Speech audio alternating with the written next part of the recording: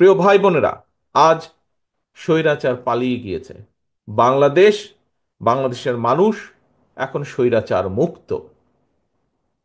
এখন সামনে আমাদের আরেকটি বড় যুদ্ধ। কি সেই যুদ্ধ?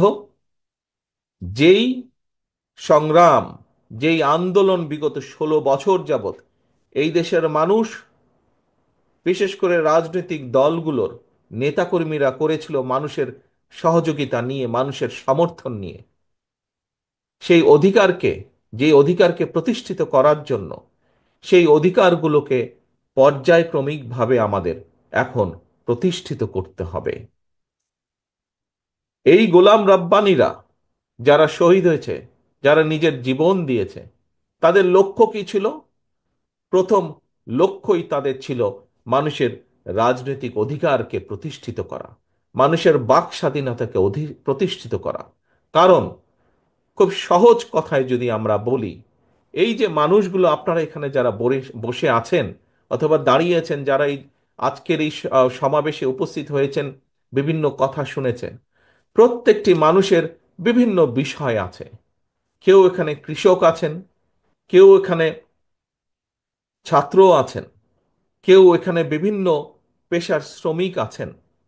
প্রত্যেকটি মানুষেরই বিভিন্ন বিষয় আছেন। এখন এই মানুষগুলোর বিভিন্ন রকম বিষয়ের মধ্যে বিভিন্ন রকম সমস্যা আছে। এই সমস্যাগুলো, বেকার আছেন, বহু শিক্ষিত বেকার হয়তো এখানে বসে আছেন, আপনাদের কর্মসংস্থান দরকার। বহু কৃষক আছেন, কৃষির বিভিন্ন সমস্যা আছে, পানির সমস্যা, বিদ্যুতের সমস্যা, বিভিন্ন রকম সমস্যা আছে। সেই সমস্যাগুলোর সমাধান প্রয়োজন। প্রাইমারি স্কুলের শিক্ষক বা হাই স্কুলের শিক্ষক আছেন, শিক্ষকদের বিভিন্ন সমস্যা আছে, হয়তো বেতন সমস্যা আছে, স্কুলের চাল ভাঙা সমস্যা আছে, সেগুলো ঠিক করা প্রয়োজন। ছাত্র ছাত্রীরা আছেন, তাদের বিভিন্ন শিক্ষার উপকরণ সহ বিভিন্ন বিষয় আছে যেগুলো সমস্যার সমাধান করা প্রয়োজন। সামগ্রিকভাবে এলাকার মানুষের বিভিন্ন রকম অসুবিধা সুবিধা থাকতে পারে। এই সুবিধা অসুবিধাগুলোকে দূর করতে হবে আমাদের।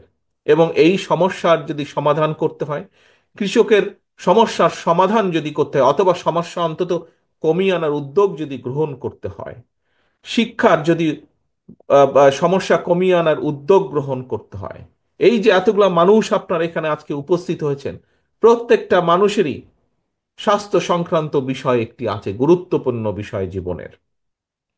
এই মানুষগুলোর যদি স্বাস্থ্য সেবা কম বেশি নিশ্চিত করতে হয়, যাতে করে একটা মানুষ, সে নারী হোক পুরুষ হোক যে কোনো বয়সেরই হোক মানুষ, সে যদি অসুস্থ হয়, সেই মানুষটা যাতে ঠিক মতন ডাক্তারের পরামর্শ পায় বা চিকিৎসা পায়, ঠিক মতন যাতে ওষুধ নিতে পারে, এরকম অনেক কিছু বিবেচনা যদি করতে হয়, তাহলে এই সমস্যাগুলো সারা দেশেই কম বেশি মানুষের আছে। দেশের বহু সমস্যা আছে, এই সমস্যাগুলোর পর্যায়ক্রমিকভাবে আমাদের সমাধান করতে হবে।